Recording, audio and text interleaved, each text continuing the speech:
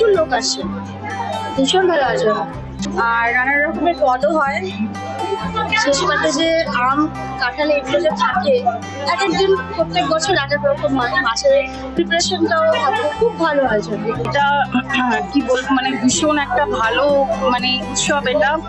আর এই গরমের মধ্যে এই পান্তা উৎসবটা মানে খুবই মানে একটা জনপ্রিয় ব্যাপার। তো প্রচুর হাজারো হাজারো মানুষ আসছে আর ভীষণ ভালো লাগছে। তো অনেক রকম আইটেম, প্রচুর আইটেম, মানে কোনটা খাবো কোনটা ছাড়বো মানে বুঝে উঠতে পারছি না।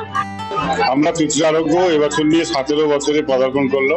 আমরা এই প্রচন্ড গরম রোদের দাবদাহ থেকে একটু রেহাই পেতে আমরা পান্তা উৎসবের মাধ্যমে প্রার্থনা করি যাতে একটা বর্ষার ওয়েদার আসে এবং খুব তাড়াতাড়ি বর্ষা আসুক, মানুষ একটু স্বস্তির আভাস পাক। এই কারণেই আমাদের 17 বছর আগে শুরু হয়েছিল এই পান্তা উৎসব।